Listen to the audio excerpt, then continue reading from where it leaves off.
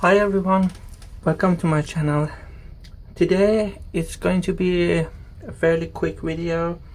It's basically me testing something different today, which hopefully if I get it right I could use it on some other projects that we will be doing in the future. This testing involves me trying to inlay this copper wire. I've got different type of wire purchased, like a sterling silver 925, aluminium, and if I get this right I might just get the brass as well.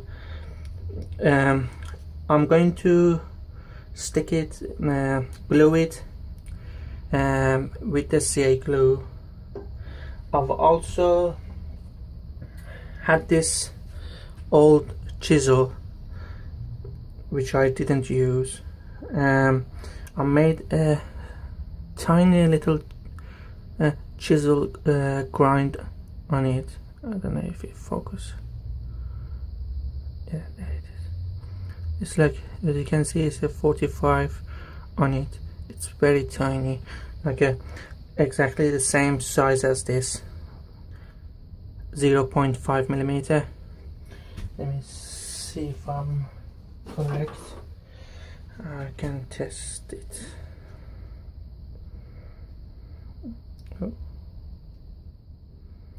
Oh, I was a bit big. 0.7. So it's not far off really. It allows this to drop in there if I make it a bit deeper. Maybe that would work, because then there would be wood on the side of the copper as well. Then afterwards I can sand it down, get it nice and shiny. That's what I'm hoping.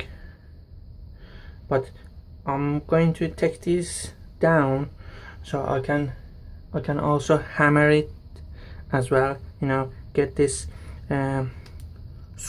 squished in there on top of the wood. I think that would give us a better seal. Otherwise I don't think it will glue in there. So yeah.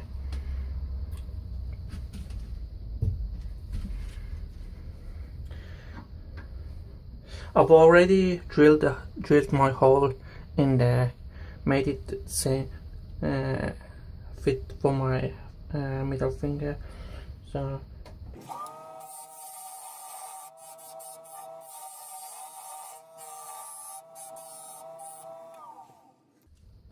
one thing I forgot to show you guys is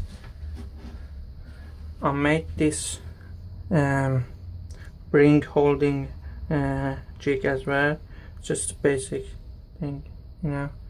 So this would go on my chuck, and after we parted this off I can put it on there and shape the final shape, you know, do the final shape on it and curve this sides, because I can't get to this side and it won't look good, you know, after it gets parted. You know, there's so much you can do while it's on there, so you need something like this to have it on there and do the final shape.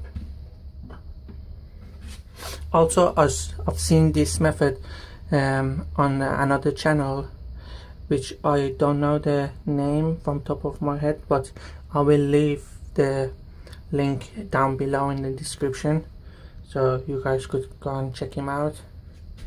He did a really nice job on that, so it got me thinking I could use this method maybe on a finial, on a lidded box finial, or a decoration for goblet stem. We can do all sorts of stuff with this. So if I get it right, it will be interesting for a future project. So what I'm going to do, by the way, this guy that I saw, he did this part on that jig, but I feel like it's more stable here than when it's on top of that and you try to hammer it, you know, it get loose and stuff like that. So I'm thinking this might be easier, but I need to give myself enough wood on the sides because it might wobble on that piece. So you still got a wood to trim away and get it right.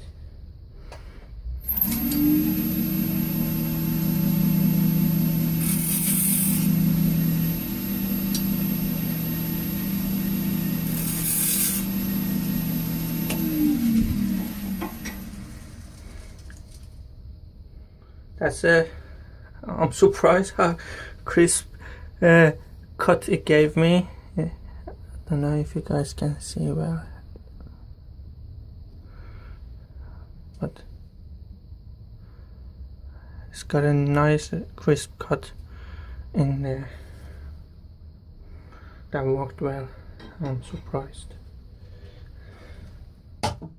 Okay, so now I need to I'll get my gloves on. I'll be back in a sec. I got my gloves on. I think it would be easier to have like a jewelry maker's hammer, you know, small. I've ordered one, but I gotta wait till it gets here. So hopefully I get this right, this testing, and for the other projects I will be using that, but for now I just use a normal hammer. Yeah, I don't think I even need it, you know, but just in case. This is a soft copper, so it should be alright. So just something underneath it.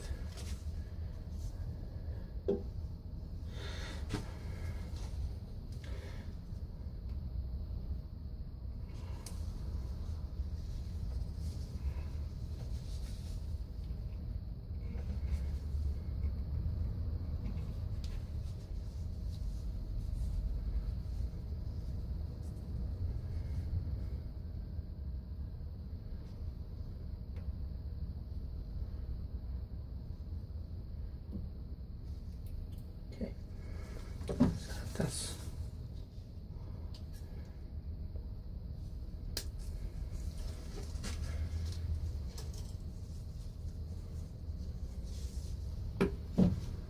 okay. That's how much I need.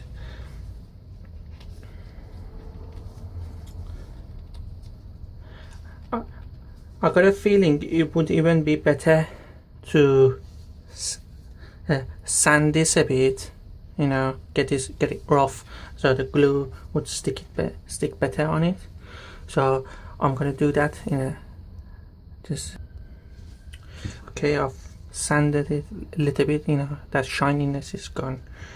So I've got a medium CA here. I have the thin one, but I got a feeling medium would be better because the thin one will get absorbed into the wood pores, but whereas the medium would stay on there longer.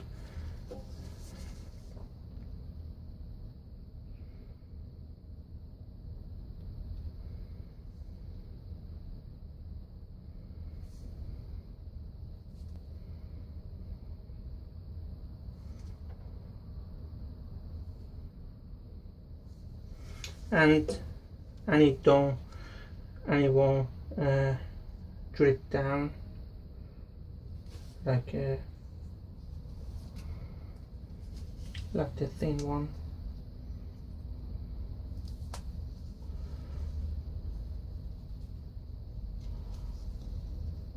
a messy job, so you gotta make sure to have gloves on.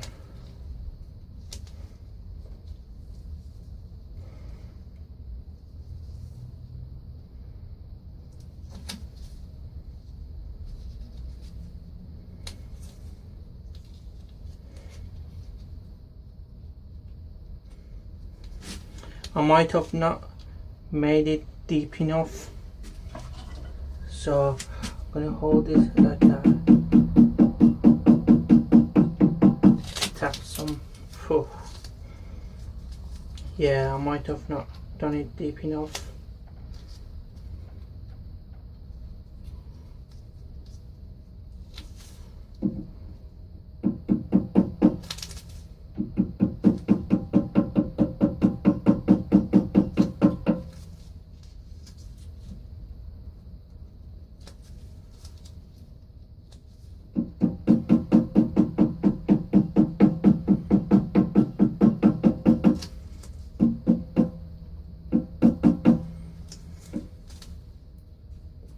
Doesn't seem to be sticking.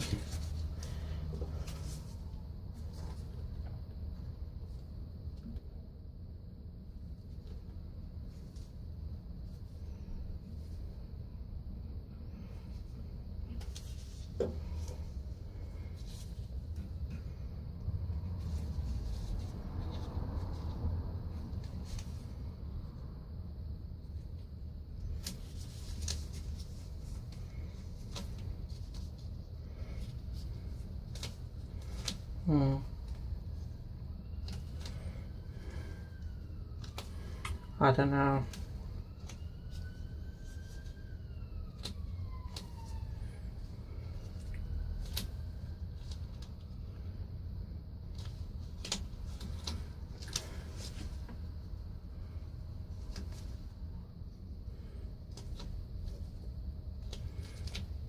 Yeah, finally. Guess I'll put some over it.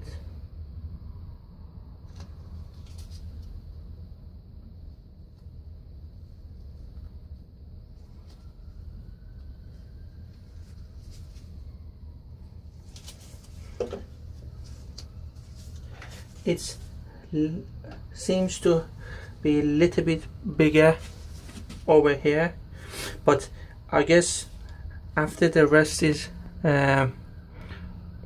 dried, I can nip this one away just a tiny bit, or maybe I could do it now, but I'm afraid it might. Ah, I got it.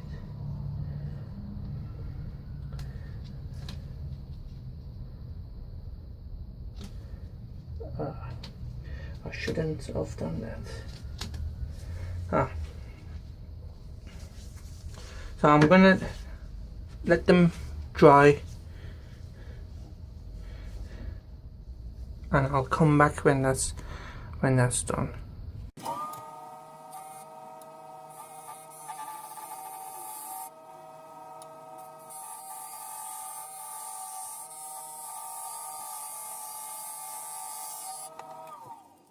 I'm just gonna now shape it with the detail gouge.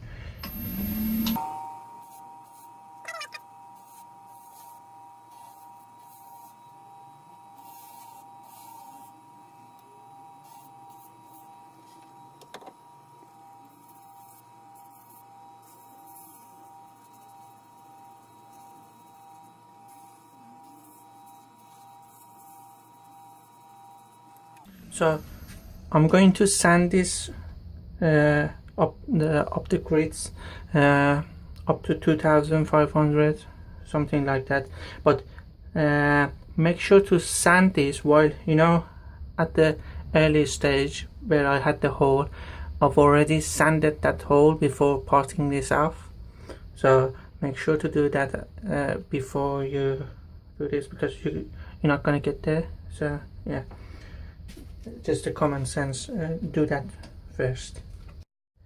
I've decided off camera to sand this even higher and because I liked it, I went up to 2000 12,000 grit with the micro mesh, so it's very smooth. It feels like a glass, feels like, you know, one of those acrylic blanks you turn, feels like glass. It's plastic, okay, but this feels the same.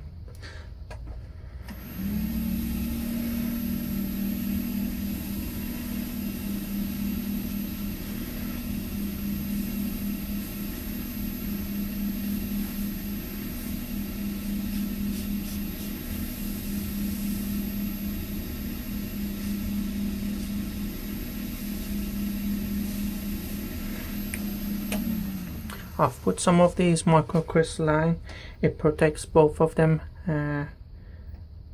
so yeah. I mean, another thing we could do, like to make it easier, you know, another thing you could do, if you have a copper powder or aluminium powder, mix it in a epoxy resin, epoxy, 5-minute epoxies, those are perfect for it. Mix those in there and have it in the groove, and then when you sand it, if you make it dense enough, if you sand it, you should get this shininess.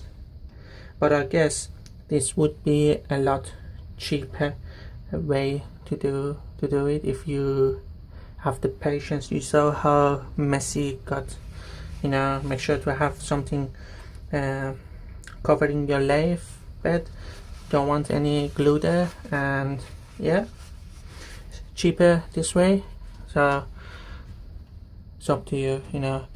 I just wanted to show you guys as well, give you some idea, while I had this idea as well from another YouTuber, which I will put the links below. Yeah, I did this test to see if I could do it as well, so I could use it on other projects, so I will be using the same. But I've noticed it has to be like a soft version, like the silver sterling silver wire that I got over here. I don't think this will work.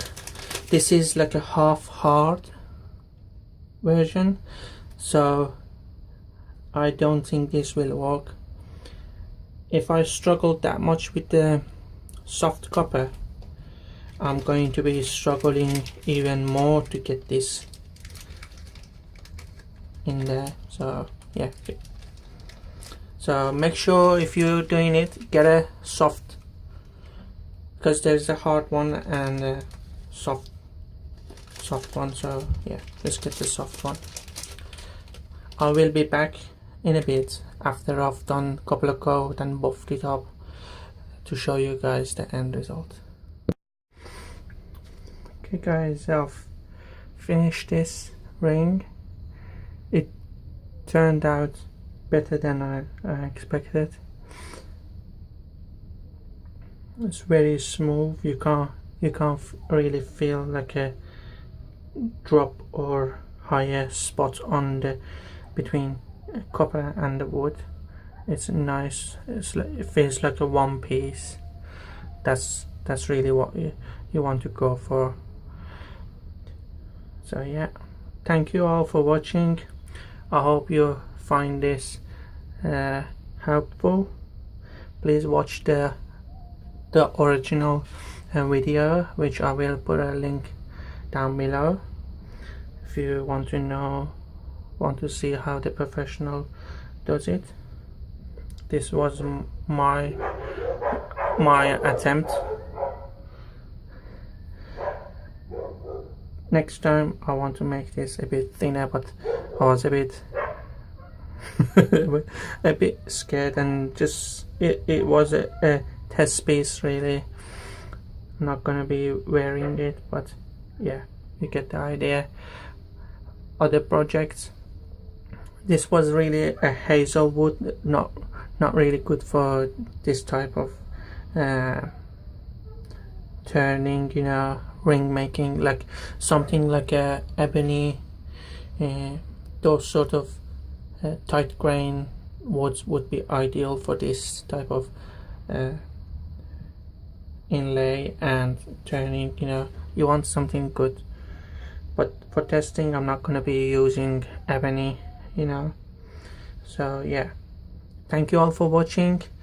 Please subscribe if you haven't done already, like the video and share it with your friends and family, and I'll talk to you guys on the next video. Take care.